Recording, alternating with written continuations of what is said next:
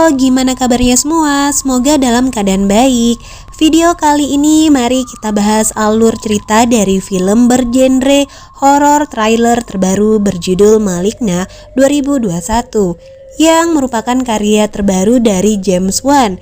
James Wan dikenal akan karya-karya horornya yang sukses seperti Conjuring, Saw, dan Insidious. Film terbarunya wajib kalian tonton karena menurut kami film ini merupakan salah satu film horor terbaik tahun 2021, tentunya setelah A Quiet Place 2. Dilengkapi dengan plot twist yang membagongkan. Ini adalah paket lengkap, ada misteri, horor, action, trailer yang digabung dengan cukup halus. Yuk langsung saja masuk ke ceritanya.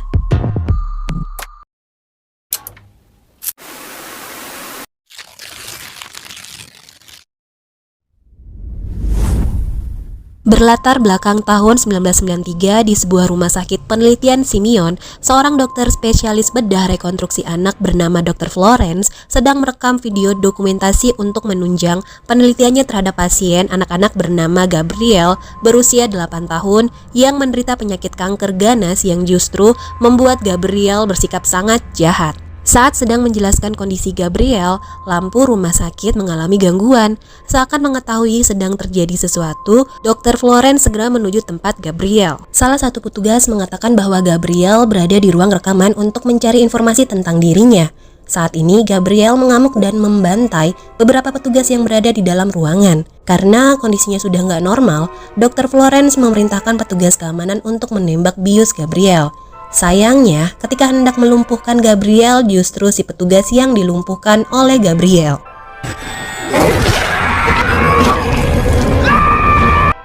Dr. Florence tidak tinggal diam, ia mencoba melumpuhkan Gabriel dan berhasil. Ketika masuk, dokter melihat para korban bergeletakan di lantai. Lalu, ia meminta petugas keamanan yang lain untuk segera mengikat Gabriel. Terdengar suara misterius dari radio yang tiba-tiba menyala.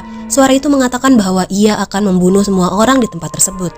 Gabriel memiliki kemampuan mengendalikan bahkan menyerap sinyal radio serta listrik, sehingga dia dapat menyiarkan pemikirannya. Saat itu juga Dr. Florence bersiap memotong kanker yang bersarang di Gabriel. Belum jelas maksudnya gimana. Being a bad boy. Up the cancer. Scene berpindah ke masa depan. Terlihat seorang wanita yang sedang mengandung bernama Madison baru saja tiba di rumah sepulang bekerja. Suami Madison bernama Derek adalah seorang pemabuk. Madison merasa akhir-akhir ini bayi dalam kandungannya tampak semakin aktif yang membuat Madison sedikit kesulitan. Mendengar curahan Madison, Derek berkata agar Madison berhenti bekerja, dengan begitu dia nggak merasa kelelahan. Maddie mematikan siaran TV yang sedang ditonton oleh Derek, dan itu membuat Derek kesal. Madison berkata bahwa dia butuh istirahat. Kemudian mulai terjadi pertengkaran di antara mereka yang semakin memicu emosi Derek. Hingga akhirnya Derek mendorong keras Madison ke tembok, menyebabkan kepala Madison terbentur serta terluka. Madison, tell me what I'm doing, huh? Merasa bersalah, Derek turun ke bawah untuk mengambil kompres. Saat itu juga Maddie segera menutup pintu kamarnya dan membiarkan Derek di luar. Menjelang malam, Derek yang tertidur di sofa ruang tamu terbangun mendengar suara gaduh dari dapur. Derek mengira itu adalah Madison. Ia juga mendengar suara mesin blender yang menyala serta pintu kulkas yang terbuka sendiri.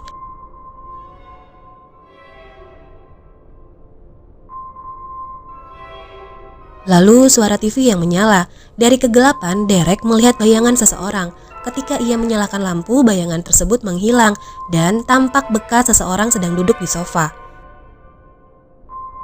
Derek mencoba memeriksa keadaan, namun tiba-tiba dari arah belakang muncul sosok bayangan hitam mengerikan yang menyerangnya. Ternyata itu hanyalah mimpi buruk yang dialami oleh Madison. Madison terbangun dengan ekspresi kaget setelah bermimpi buruk. Ia juga melihat noda darah di bantalnya. Madison keluar dari kamar menuju ke lantai bawah untuk mencari Derek. Terkejutnya dia menemukan Derek dalam kondisi mengenaskan, tewas dengan kepala terpelintir ke belakang. Gak sampai di sana, di samping Derek tampak bayangan hitam yang segera menyerang Madison. Madison berusaha menghindar. Ia berlari kembali masuk ke kamarnya. Bayangan itu mengejar Madison dan mendorong Madison hingga terjatuh pingsan saat Madison akan menutup pintu kamarnya. Beberapa saat kemudian, rumah Madison dipenuhi oleh pihak kepolisian yang mendengar informasi dari para tetangga jika mereka mendengar keributan di rumah Madison. Detektif Shaw dan rekannya Regina segera masuk ke dalam rumah Madison. Mereka menemukan tubuh Derek yang telah tewas dengan mengerikan. Sementara Madison dibawa ke rumah sakit. Setelah sadar, Madison melihat adiknya bernama Sydney udah berada di sampingnya. Madison tampak kebingungan apa yang terjadi. Lalu Sydney mengatakan jika ada yang mendobrak masuk ke rumah Madison. Madison dan Derek diserang. Sydney juga mengatakan atas kejadian itu mengakibatkan Derek tewas. Madison sangat takut tentang kondisi bayinya. Ia menyentuh perutnya dan terkejut mengetahui bahwa kandungannya telah kempes. Akibat kejadian tersebut menyebabkan bayi dalam kandungan Madison gak dapat diselamatkan. Keesokan hari, Detektif Shaw mengunjungi Madison untuk memperoleh informasi tentang penyerangan yang dialami Madison serta Derek. Karena kondisi Madison masih belum stabil, Madison gak merespon Detektif Shaw. Gak lama Sydney tiba di rumah sakit. Ia mencoba membantu Detektif Shaw menjawab semua pertanyaan yang diajukan. Namun, karena dia dan Sydney lama gak bertemu, sehingga Sydney gak bisa memberikan informasi yang akurat. Detektif Regina memberikan informasi kepada Detektif Shaw terkait mayat Derek. Menurut Regina, kematian Derek sangat aneh. Sepertinya Derek mati tergantung karena kondisi tubuh Derek sebagian terbalik. Dari informasi yang mereka dapat, Derek sering melakukan KDRT kepada Madison. Saat kejadian, juga nggak ada tampak seseorang masuk secara paksa ke rumah mereka. Regina berpendapat kematian Derek adalah sebuah motif yang masih terhubung dengan kekerasan terhadap Madison. Dengan kata lain, Regina mencurigai Madison sebagai pelakunya. 2 minggu kemudian, Madison keluar dari rumah sakit. Ia kembali pulang bersama Sydney. Malam harinya, sehabis mandi, Madison merasakan sesuatu yang aneh. Ia melihat lampu jalan yang berkedap-kedip.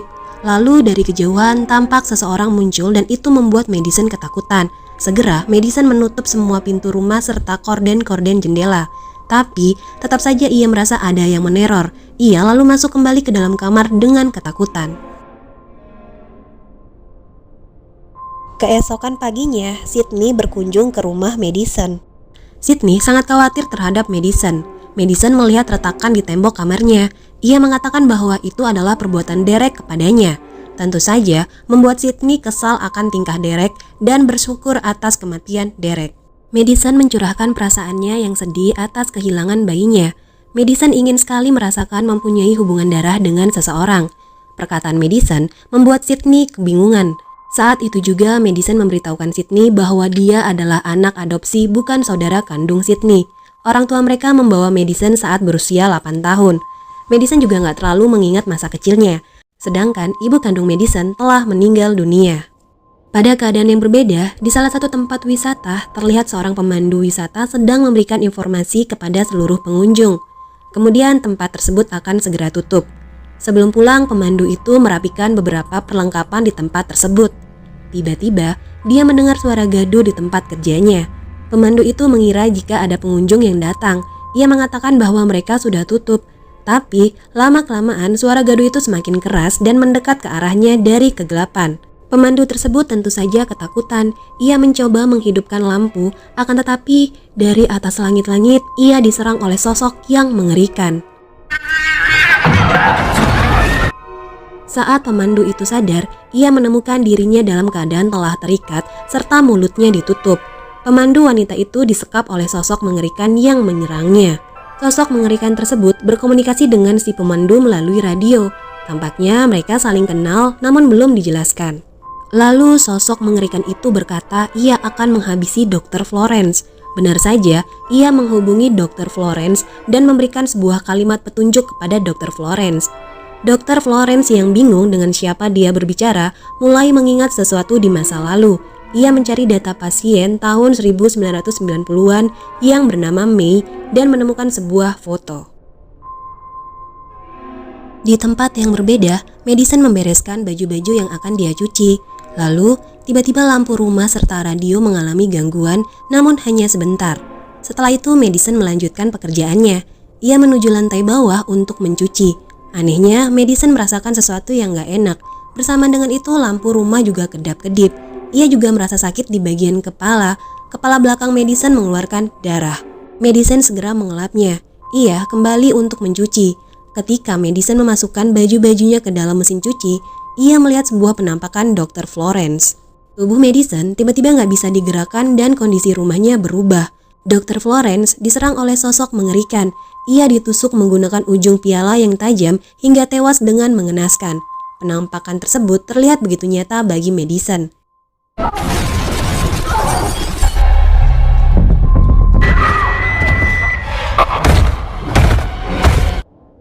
Madison menemukan dirinya kembali berada di dalam rumah. Seakan-akan saat kejadian dia berada di dua tempat sekaligus. Tubuhnya juga dapat digerakkan kembali.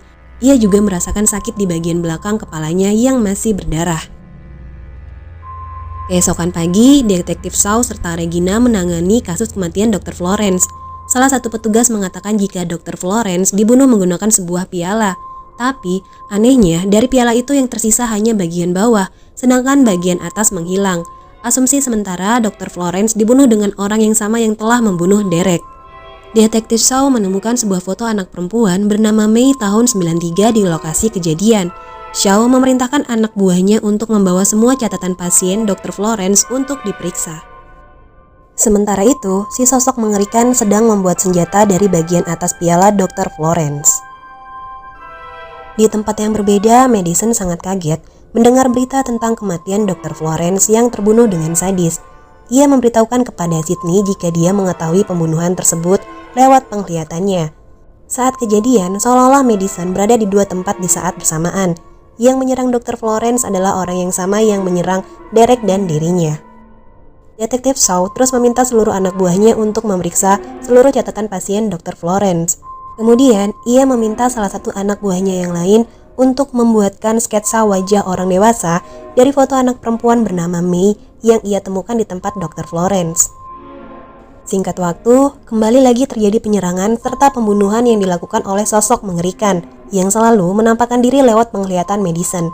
Kali ini korbannya adalah salah satu dokter lagi yang gak lain rekan kerja dari Dr. Florence. Di apartemen sang dokter mulai terjadi keanehan-keanehan. Ketika sang dokter akan beristirahat, di saat itu juga sosok mengerikan muncul dan menghabisi sang dokter secara membabi buta tanpa ampun. Sama seperti yang lainnya, saat itu juga Madison menyaksikan secara langsung pembunuhan tersebut. Seolah-olah ia berada di dua tempat sekaligus dalam waktu yang bersamaan.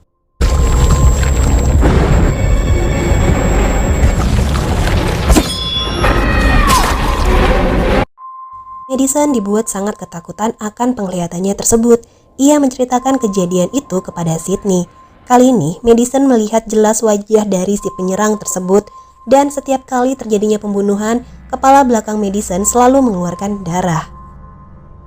Pagi harinya, Madison serta Sydney ke kantor polisi untuk melaporkan apa yang telah dilihat oleh Madison. Mereka memberitahukan kepada Detektif Shaw serta Regina bahwa telah terjadi pembunuhan lagi di salah satu apartemen. Madison juga memberitahukan kemungkinan alamat sang dokter tersebut. Tentu saja, Detektif Shaw maupun Regina nggak semudah itu percaya dengan perkataan Madison serta Sydney. Sydney menegaskan jika Madison juga mengalami penglihatan atas kematian Dr. Florence. Singkat waktu, mereka menuju lokasi sang dokter sesuai arahan Madison. Setibanya di lokasi, Detektif Shaw dan Regina memeriksa satu persatu kamar apartemen tersebut, hingga ada salah satu kamar yang pintunya tidak terkunci. Menaruh curiga, mereka masuk untuk memastikan tidak terjadi sesuatu. Pada akhirnya, Detektif Shaw maupun Regina terkejut menemukan tubuh sang dokter yang telah tewas dengan kondisi mengenaskan. Madison memberikan gambaran sketsa wajah si penyerang yang memiliki wajah nggak jelas. Kemudian Madison izin ke toilet. Di dalam, tiba-tiba lampu toilet mulai berkedap-kedip. Ia juga merasakan sakit pada bagian kepalanya. Lalu, ia mendapatkan sebuah panggilan dari orang tak dikenal. Ternyata panggilan tersebut berasal dari si sosok mengerikan yang memanggil Madison dengan sebutan Emily. Ternyata nama asli Madison adalah Emily, sedangkan nama Madison pemberian dari orang tua angkatnya. Dalam percakapan tersebut, tampaknya si sosok mengerikan sangat mengenal Madison. Orang-orang di sekitar Madison yang memisahkan mereka. Orang-orang itu memberitahukan Madison kalau si sosok tersebut gak nyata. Ia juga berkata bahwa Madison mengenalnya. Tak luput, dia mulai mengancam Madison bahwa dia akan membunuh orang-orang yang telah memisahkan dirinya dengan Madison. Madison mencoba menghentikan apa yang akan diperbuat oleh sosok mengerikan, dan tanpa disadari dia memanggil sosok tersebut dengan sebutan Gabriel. Sepertinya Madison mulai mengingat kembali masa lalunya saat masih kecil. Madison mengajak Sydney kembali pulang. Bersamaan dengan itu, Detektif Shaw meminta hasil sketsa wajah dewasa pasien anak-anak bernama May kepada anak buahnya. Anak buahnya berkata bahwa kau sudah bertemu dengan dia. Tentu saja Detektif Shaw bingung dengan perkataan anak buahnya dan terkejut mengetahui bahwa pasien bernama May adalah Madison. Di kesempatan yang berbeda, Madison mengajak Sydney untuk mengunjungi ibu mereka. Dalam perjalanan, Madison memberitahu Sydney pembunuh tersebut bernama Gabriel yang telah menghubungi dirinya. Madison yakin Gabriel adalah seseorang dari masa lalunya. Singkat waktu, mereka tiba di rumah sang ibu. Madison segera bertanya kepada ibunya apakah dia memiliki saudara, dan ibunya menjawab tidak. Lalu Madison menanyakan tentang siapa Gabriel. Kemudian mereka melihat kembali rekaman video masa kecil Madison. Saat Madison merayakan ulang tahunnya, dalam rekaman itu Madison tampak berbicara dengan sesuatu yang tak terlihat oleh kedua orang tuanya. Lalu sang ayah bertanya dengan siapa Madison berbicara. Madison menjawab dengan Gabriel. Sang ibu menegaskan Madison bahwa Gabriel hanya teman khayalannya saja. Selanjutnya, di rekaman yang lain, Madison juga berbicara dengan Gabriel lewat mainan telepon-teleponannya. Dalam percakapan tersebut, Madison mencoba mencegah Gabriel agar tidak melukai Sydney yang saat itu masih dalam kandungan ibunya. Kesimpulan sementara dari hasil rekaman video, Gabriel adalah sosok yang diciptakan oleh Madison dan itu terjadi jauh sebelum Madison diadopsi. Kembali ke Detektif Shaw, Detektif Shaw menemukan beberapa flash disk hasil penelitian terhadap pasien anak-anak bernama May atau Emily May atau Madison. Detektif terkejut mengetahui bahwa selama ini kejadian pembunuhan terhadap dua dokter tersebut ada kaitannya dengan Madison. Madison merupakan pasien dari Dr. Florence, Dr. Victor, dan Dr. John, di mana dua dokter telah terbunuh. Tersisa Dr. John yang masih hidup. Detektif yakin korban selanjutnya adalah Dr. John. Di tempat yang berbeda, kembali lagi Madison mendapatkan penglihatan. Seperti yang sudah diduga, kali ini yang menjadi korban adalah Dr. John. Detektif Shaw tiba di tempat Dr. John. Ia mencoba mencegah pembunuhan tersebut, namun terlambat. Detektif Shaw menemukan Dr. John yang telah tewas di kamar mandinya. Madison juga melihat kemunculan Detektif Shaw. Madison mencoba memperingati Detektif Shaw jika Gabriel masih berada di sana. Benar saja, Detektif Shaw mendapatkan serangan dari Gabriel. Shaw mencoba menembak Gabriel, tapi Gabriel dapat menghindar dan terjadi kejar-mengejar di antara mereka. Detektif Shaw kewalahan mengejar Gabriel yang berlari sangat kencang serta dapat memanjat dengan sangat cepat. Gabriel membawa Detektif Shaw untuk mengikutinya ke tempat bangunan tua yang terbengkalai. Sempat terjadi tembakan yang dilemparkan oleh Detektif Shaw kepada Gabriel, namun Gabriel dengan cepat dapat menghindar.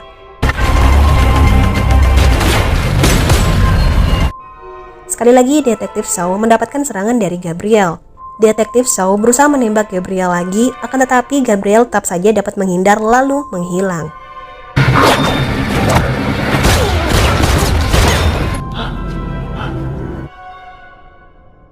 Setelah pembunuhan terhadap Dr. John serta penyerangan terhadap Detektif Shaw, Detektif Regina dan Shaw ke tempat Madison, para detektif menjelaskan bahwa ketiga kasus pembunuhan tersebut berkaitan dengan studi kasus terhadap pasien anak bernama Emily May, yaitu Madison. Madison adalah pasien dari ketiga dokter tersebut, namun Madison sama sekali tak mengingatnya. Untuk itu, kepolisian bekerja sama dengan hipnoterapis, bertujuan membuka kembali ingatan masa kecil Madison. Sesi pun dimulai. Madison dibawa ke masa lalu, namun ia hanya bisa mengingat masa di mana dia telah diadopsi, bukan masa saat dia berada di rumah sakit. Menurut Madison, Gabriel terus mengikutinya. Madison juga berkata hanya dia yang bisa melihat Gabriel. Suatu ketika Gabriel merusak kue buatan ibunya dan ayah angkat Madison menuduh bahwa Madison yang merusak kue tersebut. Setiap Gabriel melakukan hal buruk, pasti Madison yang mendapatkan masalah. Gabriel juga berusaha menjebak Madison. Ia menyuruh Madison memberikan kejutan kepada ibunya sebagai permintaan maaf. Kemudian, Madison mengikuti ucapan Gabriel. Ia berniat memotong kue buatan ibunya dan memberikannya kepada sang ibu. Akan tetapi, saat Madison akan memotong kue, Seketika ruangan tersebut berubah menjadi di kamar orang tuanya, di mana posisi pisau yang dipegang Madison mengarah ke perut sang ibu yang sedang tertidur dan terbangun kaget melihat Madison. Saat itu juga Madison histeris, kemudian Madison disadarkan kembali. Dari ingatannya tersebut, Gabriel berniat melukai Sydney saat masih di dalam kandungan. Dengan adanya Sydney, maka Madison tidak membutuhkannya lagi. Madison lalu mengatakan bahwa pembunuhnya adalah Gabriel, teman hayalan dia. Di kondisi yang berbeda, pemandu wanita yang disekap oleh Gabriel berhasil melepaskan ikatan. Sayangnya, saat hendak kabur, ia terjatuh ke bawah bangunan yang tidak lain ia terjatuh di rumah Madison. Sontak, semua orang yang melihatnya terkejut, begitu juga dengan Madison. Dengan begitu, Madison ditangkap. Madison dituduh sebagai tersangka kasus pembunuhan para dokter serta suaminya. Cerita tentang Gabriel adalah suatu kebohongan menurut pihak kepolisian.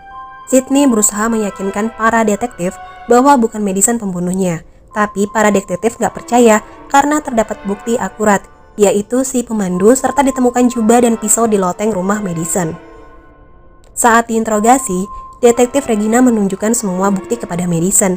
Madison mencoba meyakinkan jika semua itu perbuatan Gabriel, namun Regina udah gak percaya. Detektif Shaw bertanya siapa pemandu itu, namun Madison juga tidak mengenal si pemandu. Madison yakin jika Gabriel yang menyelundupkan pemandu itu ke rumahnya. Regina tetap menuduh bahwa Madison adalah pembunuhnya. Saat itu juga lampu di ruangan tersebut mati dengan ledakan kecil, pertanda Gabriel muncul. Benar saja, Detektif Shaw mendapatkan panggilan dari orang tak dikenal, yaitu Gabriel. Dalam percakapan tersebut, Gabriel meminta untuk dikembalikan barang-barangnya dan berkata jika Madison gak mengetahui keberadaannya di rumah itu. Sydney berusaha mengumpulkan bukti studi kasus masa kecil Madison. Dengan bantuan ibunya, Sydney menuju rumah sakit penelitian Simeon, tempat di mana Madison dirawat waktu kecil. Sayangnya, rumah sakit itu sudah tutup sejak tahun 90-an dan sekarang dalam kondisi terbengkalai. Sydney tiba di rumah sakit Simeon. Dengan segera ia mencari semua catatan serta video rekaman tentang Madison. Singkat waktu, Sydney dan ibunya melihat video rekaman Madison. Pada awalnya mereka melihat rekaman tentang ibu kandung Madison bernama Serena May yang sedang diinterogasi oleh Dr. Florence. Waktu itu usia Serena 15 tahun. Serena hamil di luar pernikahan. Akibatnya orang tua Serena menganggap kehamilan Serena sebagai sebuah dosa dan gak mau merawatnya. Serena pun gak tahu cara merawat mereka. Ternyata ibu kandung Madison masih hidup sampai saat ini. Teka-teki terkait siapa sebenarnya pemandu yang disekap Gabriel terjawab sudah. Pemandu itu tidak lain adalah ibu kandung Madison bernama Serena May. Di video berikutnya, mereka dikejutkan dengan kenyataan bahwa saat itu Madison memiliki saudara kembar yang letaknya berada di belakang kepala Madison. Jadi istilahnya seperti parasit yang menempel atau hidup di bagian belakang kepala Madison. Sosoknya sangat mengerikan bernama Gabriel. Gabriel pribadi yang agresif, kasar, dan jahat, sedangkan Madison pribadi yang menuruti semua kemauan Gabriel. Selain itu, Gabriel memiliki energi yang sangat kuat, sehingga dengan menggunakan tubuh Madison, dia dapat membuat Madison sekuat dirinya. Madison selalu menyebut Gabriel iblis. Menurut Dr. Florence, Gabriel adalah versi ekstrim dari teratoma, yaitu tumor yang terdiri dari jaringan rambut, gigi, otot, tulang, dengan kata lain parasit kembar. Saat dua embrio berkembang dalam rahim, satu kembarannya jadi dominan, sementara lainnya tak berkembang. Maka itu nggak dianggap sebagai kembar siam. Seperti parasit, Gabriel memakan Madison. Gabriel bisa mengakses bagian otak yang memproses rangsangan visual, membuat Madison melihat apa yang Gabriel lihat. Itu menjelaskan tentang halusinasi dan mimpi yang dialami Madison. Karena mereka berbagi otak yang sama, Gabriel bisa menipu pikiran Madison, membuat Madison berpikir dia hidup seperti biasanya. Pada dasarnya, Gabriel menempatkan Madison di penjara jiwa. Kenyataannya, Gabriel membajak tubuh Madison dan menggunakannya untuk dirinya sendiri. Maka dari itu, para dokter memisahkan mereka demi keselamatan Madison. Namun tidak sepenuhnya. Gabriel sekarang bergabung dengan otak Madison, karena jika mengangkat secara penuh bisa membunuh Madison. Kenapa dalam jangka waktu yang cukup lama Gabriel muncul lagi? Karena benturan yang disebabkan oleh Derek, sehingga membangkitkan jiwa Gabriel yang lama tertidur. Madison dimasukkan ke dalam sel tahanan bersama dengan beberapa tahanan wanita lainnya. Di dalam tahanan, Madison mulai diganggu oleh beberapa tahanan wanita lainnya. Gak hanya itu, Madison juga mendapatkan serangan dari para tahanan. Akibatnya, membuat jiwa Gabriel muncul. Oh shit, yo, this bitch is...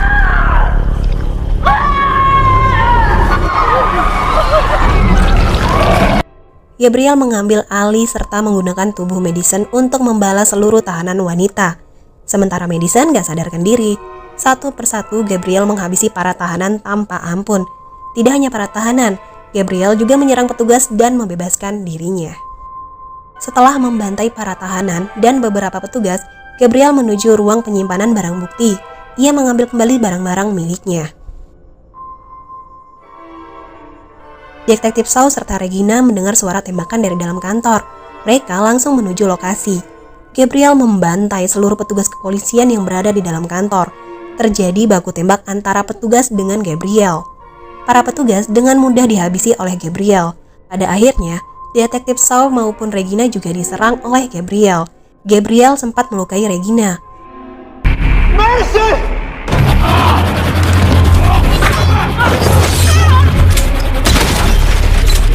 Setelah pembantaian tersebut, Gabriel keluar dari kantor polisi menuju rumah sakit tempat Serena dirawat. Sydney sadar bahwa Gabriel mengincar Serena, karena itu dia bergegas ke rumah sakit. Awalnya Sydney dilarang masuk sama petugas yang menjaga Serena. Namun secara tiba-tiba alat pacu jantung milik petugas tersebut meledak dengan sendirinya. Itu karena kedatangan Gabriel yang dapat menyerap listrik. Gabriel menyerang Sydney. Gabriel sangat marah karena Madison lebih memilih Sydney. Karena itu, Gabriel berniat membunuh Sydney. Serena sadar dari komanya. Ia meminta maaf kepada Gabriel. Seharusnya dia menjaga dan merawatnya apapun yang terjadi. Saat itu juga, Detektif Shaw muncul dan langsung menembak Gabriel. Tentu saja, Gabriel membalasnya. Ia menusuk Detektif Shaw serta melemparkannya keluar. Sydney mengambil pistol Detektif Shaw yang terjatuh. Ia mengarahkan pistol tersebut ke Madison. Sydney mencoba membuat Madison sadar, namun Sydney harus terluka oleh Gabriel. Sydney terus mencoba agar Madison bisa melawan Gabriel. Madison berusaha mencobanya. Ia mulai bisa menggerakkan tubuhnya. Sayangnya, Gabriel langsung menembak Sydney. Gabriel juga membunuh Serena.